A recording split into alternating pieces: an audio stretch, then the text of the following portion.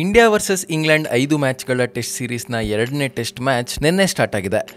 Match ಮೊನ್ನೆ ಏನೋ start ಆಗಬೇಕಿತ್ತು, ಆದರೆ ಮಳೆ ಕಾರಣದಿಂದ ನಿನ್ನೆ ಮ್ಯಾಚ್ ಸ್ಟಾರ್ಟ್ ಆಯಿತು. ಇನ್ನು ನಿನ್ನೆ ಕೂಡ ಕಂಪ್ಲೀಟ್ ಆಗಿ ಮ್ಯಾಚ್ ನಡೀಲಿಲ್ಲ.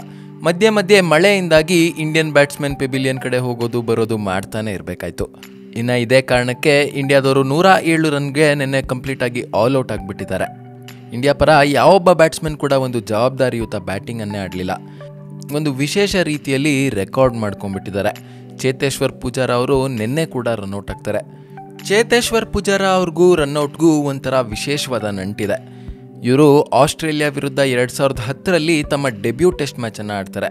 ಅವತ್ತಿನಿಂದ ಇವತ್ತುವರೆಗೆ ಚೇತೇಶ್ವರ್ ಪೂಜಾರ ಅವರು ಒಟ್ಟಾರೆಯಾಗಿ 7 ಬಾರಿ ರನ್ಔಟ್ ಆಗಿದ್ದಾರೆ. 2010ರಿಂದ ಈಚೆಗೆ ಅತಿ ಹೆಚ್ಚು ಬಾರಿ ರನ್ಔಟ್ ಆಗಿರುವಂಥ ಬ್ಯಾಟ್ಸ್ಮನ್ ಪೂಜಾರ ಅವರೇ. ಇನ್ನು ಕಳೆದ ಒಂದು ದಶಕನ ತಗೊಂಡ್ರು ಕೂಡ ಇಂಡಿಯಾ ಪರ ಅತಿ ಹೆಚ್ಚು ರನ್ಔಟ್ ಆಗಿರೋರು ಚೇತೇಶ್ವರ್ ಪೂಜಾರ ಅವರೇ. ಕಳೆದ ಬಾರಿ ಕೇಪ್ ಟೌನ್ನಲ್ಲಿ ಸೌತ್ ಆಫ್ರಿಕಾ ವಿರುದ್ಧ ಬ್ಯಾಟಿಂಗ್ ಆಡಬೇಕಾದ್ರೂ ಕೂಡ 2 ಇನ್ನಿಂಗ್ಸ್ನಲ್ಲಿ ಪೂಜಾರ ಅವರು ರನ್ಔಟ್ ಆಗಿದ್ರು. ಆದರೆ ನಿನ್ನೆ ನಡೆದಂಥ ರನ್ಔಟನ್ನು ಕಂಪ್ಲೀಟಾಗಿ ಕೊಹ್ಲಿ ಮೇಲೆ ಸೋಷಿಯಲ್ ಮೀಡಿಯಾದಲ್ಲಿ ಎಲ್ಲರೂ ಹಾಕ್ತಾ ಇದ್ದಾರೆ. ಕೊಹ್ಲಿ ಅವರು ಬಾಲನ್ನು ಡ್ಯಾಬ್ ಮಾಡಿ 1 ರನ್ ಗಳಿಸೋದಕ್ಕೆ ಅಂತ ತುಂಬಾ ಫಾಸ್ಟಾಗಿ ಓಡ್ತಾರೆ. ಆದರೆ ಬಾಲ್ ಫೀಲ್ಡರ್ ಕೈಗೆ ಹೋದ ತಕ್ಷಣ ವಾಪಸ್ ಓಡ್ಬಿಡ್ತಾರೆ.